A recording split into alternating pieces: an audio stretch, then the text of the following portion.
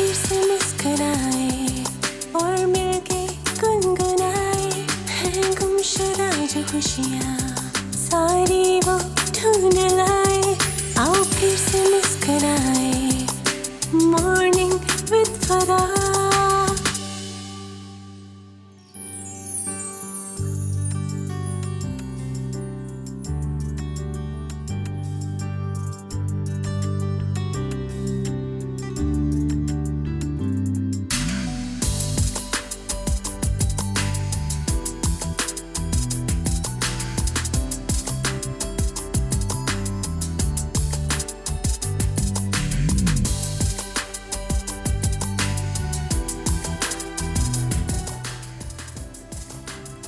बिस्मिल्लाहिर्रहमानिर्रहीम, अस्सलाम वालेकुम और खुश आमदीद, सुबह बखैर आप सब लोगों को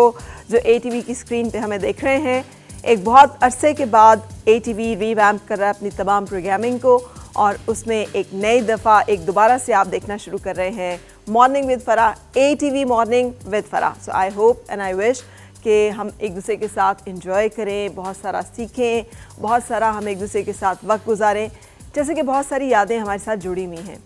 ये स्टूडियो, ये जगह मेरे लिए, मेरी टीम के लिए नई नहीं है। आज से कई साल पहले हमने यहाँ से आपके लिए प्रोग्राम का आगाज़ किया था और बहुत सोचते हुए, बहुत दुआएं करते हुए कि जो हम कर रहे हैं वो आपको पसंद आए, वो वैसा हो जैसा कि होना चाहिए। इसलिए कि एक चीज़ मुझे कभी नहीं भूलती है और वो वासिफ़ अली वासिफ़ का ये कौल है जो उन्होंने कहा कि अता में ख़ता का सवाल होगा।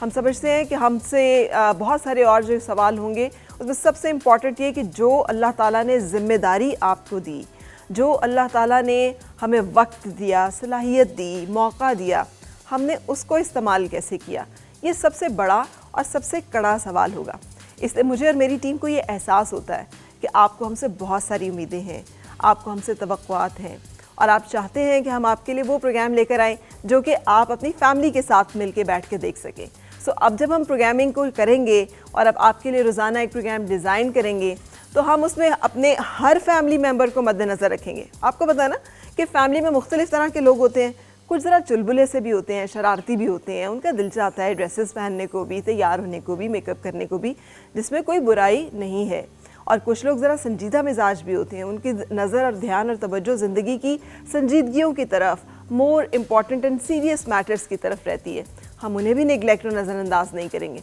और सबसे ज़्यादा एक वाक़या भी मैं आपको सुनाऊंगी जिसने मेरी ज़िंदगी को, जिसे कहते हैं, तब्दील करके रख दिया, मेरा नुक्ता नज़र तब्दील करके रख दिया। वो है हमारे सीनियर सिटीजन्स। एक चीज़ जिसका मुझे बहुत शिद्दत से एहसास हुआ, मैं जहाँ कहीं भी जाती हूँ तो मुझे हमेशा एक बात सुनने को मिलती है जो मैंने अपने कल के शो में भी आपके साथ डिस्कस की, जब हम दुआ के साथ और मिलाद के साथ आगाज़ कर रहे थे अपने इस ट्रांसमिशन का, अपने शो का, एक नए प्रोग्राम का, कि मुझे हमेशा आप सब लोग ये कहते हैं हमारी अम्मी आपको बड़े शौक़ से देखती थी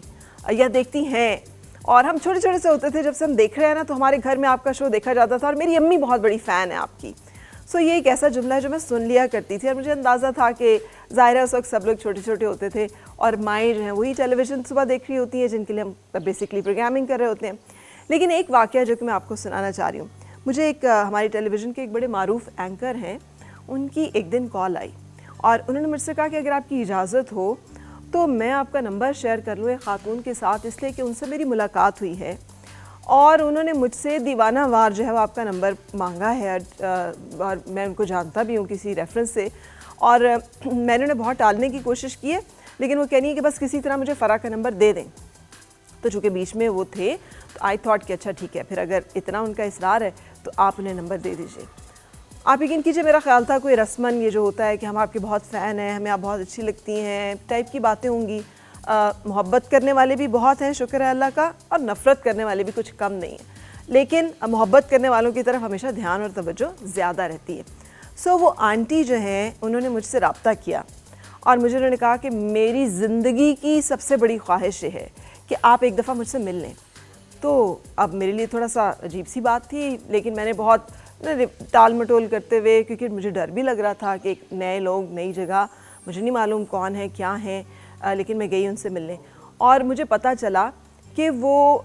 मतलब बेड रेस्ट पे हैं, वो हिलजुल नहीं सकती हैं और उनका सारा दिन उस वक्त शो ऑन एयर नहीं हो रहे थे, तो उनका सारा दिन अपनी जो उनके पास अटेंडेंट होती है एक ही इसरार होता था और वही होता था कि फ़रा के शो लगा दो, तो वो यूट्यूब से कोई ना कोई शो निकाल के उनके लगाती रहती थी। सो यहाँ तक भी जो है इतनी मोहब्बत, इतना लगाव, इतना जज्बाती एक दूसरे के साथ, जिसे कहना चाहिए रिश्ता